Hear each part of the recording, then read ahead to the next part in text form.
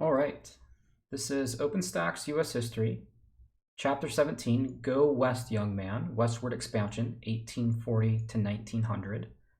We're going to be looking at Section 1, the Westward Spirit. So when we talk about, particularly in this period in American history, West, really what we mean by that is west of the Mississippi River. River. St. Louis being the gateway city. If you notice the large arch in St. Louis, that's supposed to symbolize the gateway to the west. So we're talking about the territory west of the Mississippi River. And attitudes towards this land west of the Mississippi began really to evolve in the mid-1800s. For a very long time, really since 1800, this territory was known as the Great American Desert, which essentially meant that you could not farm or inhabit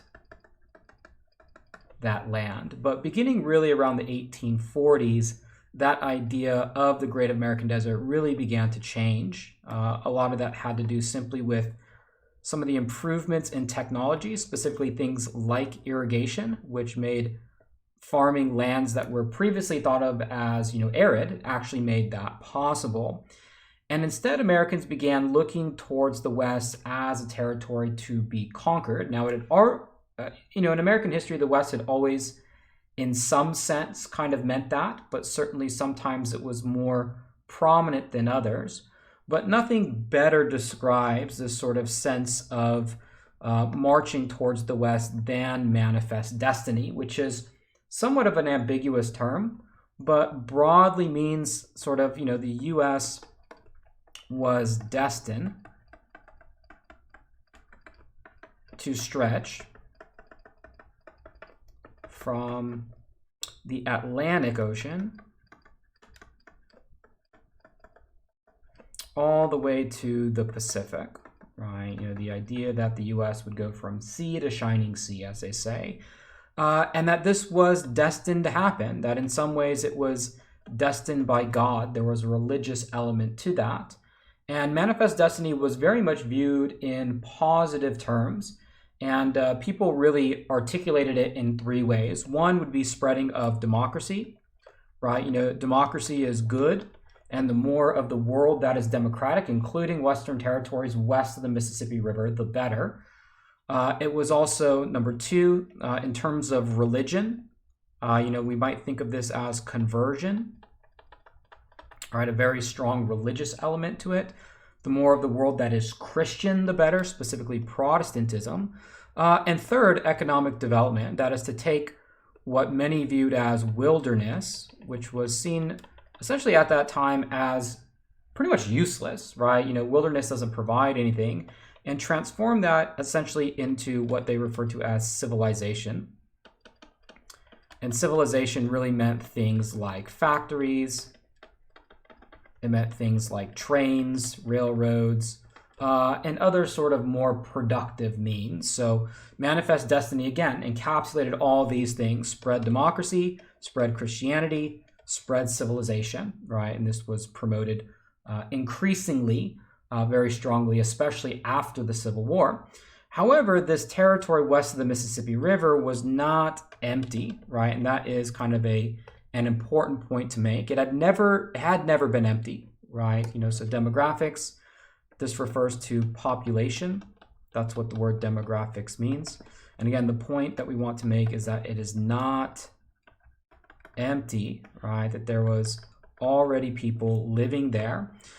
Including but not limited to Indians, what we might call Western Indians, various tribes, right? Numerous tribes that lived there.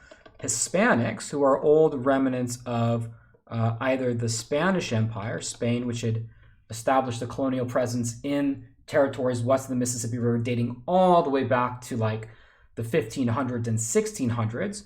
But when Mexico declared independence, this territory was Mexico for a brief period of time. And then, these are the old, Spanish-speaking Catholics that are there. And even though there are not that many Spanish-speaking Catholics in terms of numbers, there's a very long history there of Spanish-speaking and Catholicism in that area, specifically California, Arizona, New Mexico, and those particular areas. You have a number of Asian immigrants also in this particular region, many coming from China, beginning to arrive around the early 1800s, but really picking up in this period. And then you have various groups of Western Europeans. This dates back all the way to some of the French and Russian influences that were there, since the 1700s. But most recently, you have a lot of Germans, you have some Irish, and a lot of Scandinavians, especially in the Midwest, who had made their imprint there, creating rural and farming communities. So, in terms of demographics, it's sometimes said about the West that it is sometimes the most ethnically and racial diverse place in the U.S. at the time. Right, a lot of different demographics, a lot of different groups of people living there. And historically and traditionally, really before the Civil War, most people traveled west via various trails. The Oregon Trail probably being the most famous one, the Santa Fe Trail leading to New Mexico, the California Trail leading to Sacramento, California. But the way that people traveled was via wagon train, and this usually involved some sort of animal like a horse or an ox, and it was very dangerous, right? Very dangerous and very long in terms of how long that it took to get to the West. Leaving Missouri and getting to a place like Sacramento, California via wagon train could take, months. And, you had a 10% chance of dying along the way because of all the different obstacles that were there. And that was historically the way that most people from the eastern United States, what was the U.S. then at the time, here's a picture of these covered wagons, had traditionally gotten there. But especially after the Civil War, thanks to some help by the federal government and technology, the floodgates essentially open up in terms of westward expansion. In some ways, the government helps make this possible. In 1862, the U.S. government passes the Homestead Act, which essentially gives, we'll just say, free land to settlers. Right, so the U.S. government was essentially giving away land with a couple of conditions, and one of the conditions was that you improve the land. It might not always be free, but we'll say, very cheap. So this was an incentive to get more people out west. But probably most importantly, the single most important factor of accelerating the amount of people moving out west was the railroad. And the railroad made things cheaper and safer, right? Especially when you compare it to, and this is a good comparison, right? Wagon trains via railroads, whereas wagon trains were incredibly dangerous. 10% of all the people who went to the West via covered wagon died, and it took months, whereas a train, practically nobody died, or if they died, it wasn't due to the train itself or the trip, and it was a lot quicker. It could take a matter of weeks rather than a matter of months. And after that, really, you could say that the floodgates opened in terms of westward expansion, and you had a very rapid, especially after the Civil War. The nation was busy fighting itself. The Civil War was from 1861 through 1865. So especially after this year in 1865, that's when the floodgates opened. But the government helped railroad companies connect the West, including the Pacific Railway Act, which provided railway companies ownership of public lands. So the idea is that if a company builds a railroad, then the government's willing to give them the land that surrounds that. So these were essentially incentives to build out west, where otherwise maybe a company wouldn't do that. And a major monumental achievement was the completion of the Transcontinental Railroad in 1869, which was a single, I don't know if it was a single, but it certainly was a railway network that connected, we'll say, the Atlantic with the Pacific. Right, so this stretched across the entire country. This is the huge celebration that took place in Utah. That's where the golden spike was put in, because you had one railway company building from the west, one from the east, and they met in Utah. And to celebrate that, they put a golden spike in that, the track there. And so this idea of achieving manifest destiny from Atlantic to the Pacific very much could be a real possibility now that you had railroads stretching all the way across the country, and there was essentially no need anymore to travel via wagon train unless you were going to travel to some more remote location.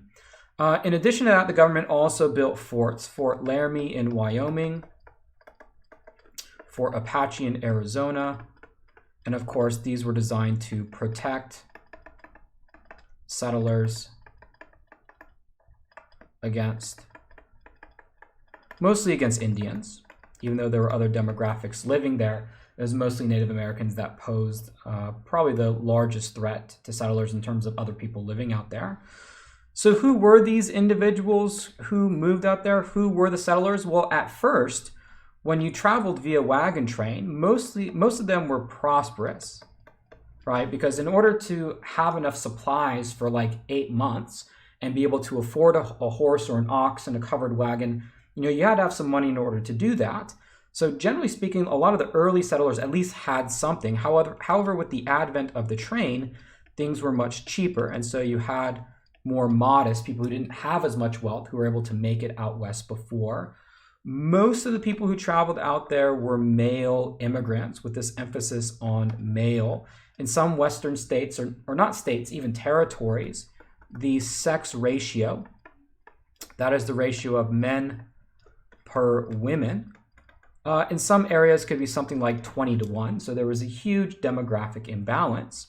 However, there were other groups as well. Exodusters and buffalo soldiers refer to African Americans who moved out west. Many of them, especially the exodusters here, went to escape Jim Crow. All right, think about what was going on in the South during Reconstruction. Groups like the Ku Klux Klan using terror tactics and murder to intimidate the new rights that African Americans had. And so the West was an opportunity to start over again. And a lot of African Americans took up that opportunity. You also had buffalo soldiers. Those were black soldiers. And here we got an image of some of the buffalo soldiers who served out in the West, more or less protecting settlers from the threat that Native Americans posed. And of course, you have Hispanics, who again are Spanish speakers.